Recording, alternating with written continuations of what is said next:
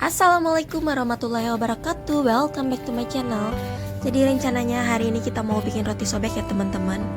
Nah sebelumnya aku udah belanja nih bahan-bahannya di toko Bersinar Tamiang Layang. Jadi ini dia adalah bahan-bahan yang kita perlukan untuk membuat roti sobek. Nah aku sekarang mau bikin roti sobeknya ditemenin oleh kakak ipar aku. Jadi di sini pertama-tama kita masukkan bahan kering terlebih dahulu. Di sini aku ada tepung cakra, aku pakai 1 kg. Terserah teman-teman mau pakai merek apa. Yang jelas kalau untuk membuat roti gunakan tepung dengan protein tinggi ya. Lanjut kita masukkan ragi kering. Di sini aku pakai merek Permipan. Sebenarnya ini nih resepnya 1,5 bungkus aja untuk ragi keringnya. Tapi berhubung kakak ipar aku terlanjur masukin 2 bungkus, jadi nggak apa-apa, kita masukin aja. Nanti untuk tepungnya bisa kita tambahkan ya teman-teman ya. Kemudian lanjut, di sini kita masukkan ada 3 telur. Aku menggunakan telur ras atau ayam negeri. Kalau teman-teman mau pakai telur bebek, telur ayam kampung dan lain-lain terserah.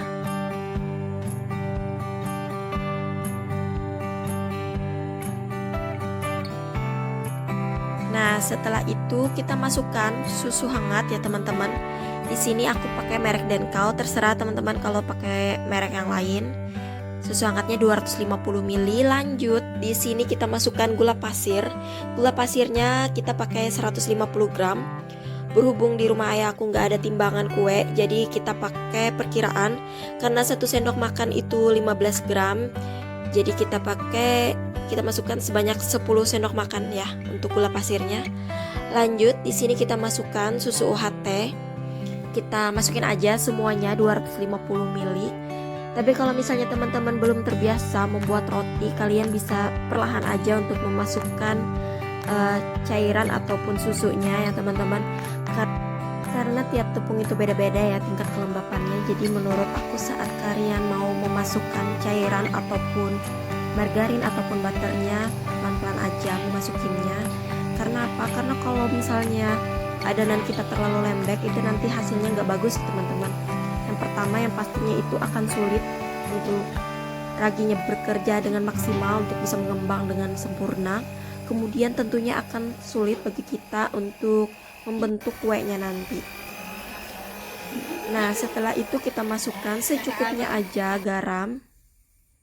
Kemudian setelah adonannya udah mulai kalis, kita masukkan 3/4 bagian margarin ataupun butter lebih wangi menurut aku kalau mau, tapi ya tentu harganya lebih mahal. Tapi di sini kita pakai margarin aja 3/4 bungkus atau 150 gram. Nanti sisanya aku mau olesin untuk di bakingnya ya teman-teman. Kemudian lanjut kita mixer lagi. Nah di sini kita memutuskan untuk menggunakan mixer ya teman-teman untuk mengadon kuenya, karena menurut kita itu lebih mudah, lebih efisien tenaga tentunya. Karena kalau ngulen pakai tangan itu pastinya butuh tenaga ekstra untuk kita benar-benar mengulennya, apalagi ini adonannya banyak. Untuk sekali ulen kita pakai 1 kg tepung.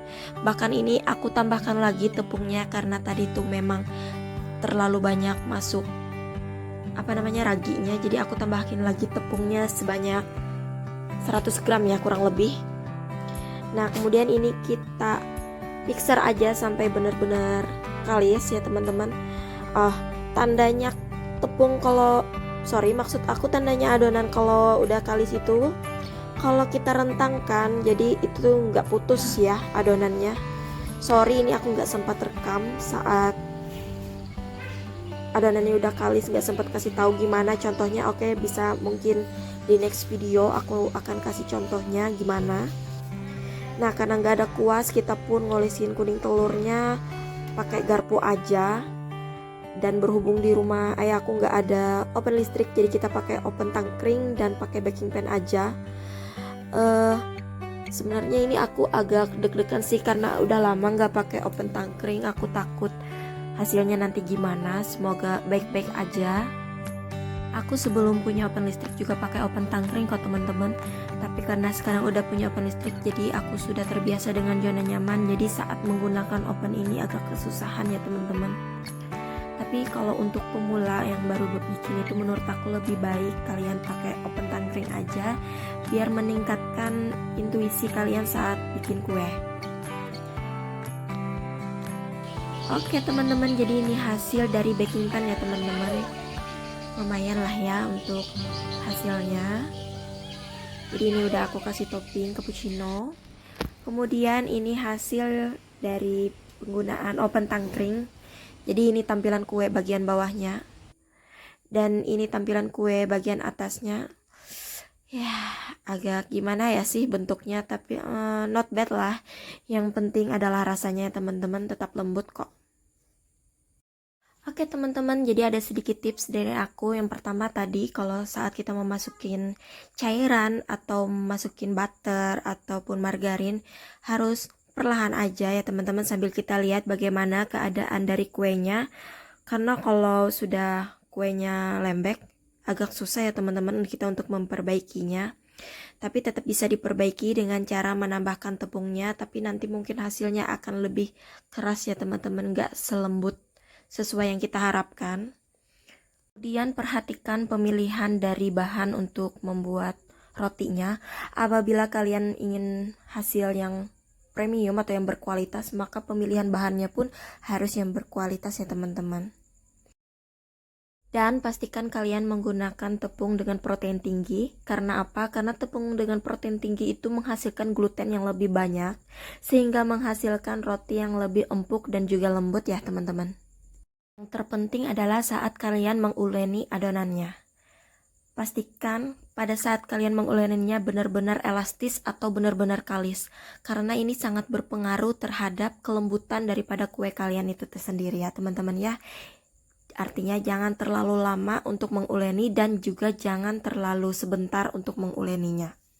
Kemudian kalian harus memperhatikan waktu saat fermentasi kuenya ataupun proofing, karena kalau misalnya kalian terlalu lama untuk proofingnya, nanti kuenya bisa jadi asam ya teman-teman. Sedangkan kalaupun kalian terlalu sebentar untuk proofingnya, kuenya bakal gak mengembang sempurna dan gak lembut. Step terakhir yang gak kalah penting adalah saat proses pemanggangan. Pada saat proses pemanggangan, pastikan waktu untuk memanggangnya itu jangan terlalu lama ya teman-teman. Karena kalau kita terlalu lama saat memanggang kue yang dihasilkan ataupun roti yang dihasilkan, nanti hasilnya juga akan jadi kering, gak lembut. Sedangkan kalaupun kita terlalu sebentar untuk memanggang, hasilnya gak akan bisa matang dengan sempurna. Oke teman-teman, sekian aja tips dari aku, semoga bermanfaat ya. Jadi tips yang aku berikan ini adalah berdasarkan hasil dari pengalaman aku bikin roti. Jadi apa yang aku sampaikan ini adalah bukan berarti aku yang paling benar ataupun aku yang paling tahu. Di sini aku kasih tips biar kita sama-sama bisa belajar, karena aku pun juga masih banyak kekurangannya saat bikin kue. Oke teman-teman, sekian aja dari aku, sampai ketemu di video aku selanjutnya. Jangan lupa subscribe, komen, dan juga tekan bel yang ada di bawah ini biar kalian dapat notifikasi terbaru dari aku saat aku bikin video. Oke, sekian video dari aku, semoga bermanfaat. Sampai ketemu di video selanjutnya. Wassalamualaikum warahmatullahi wabarakatuh.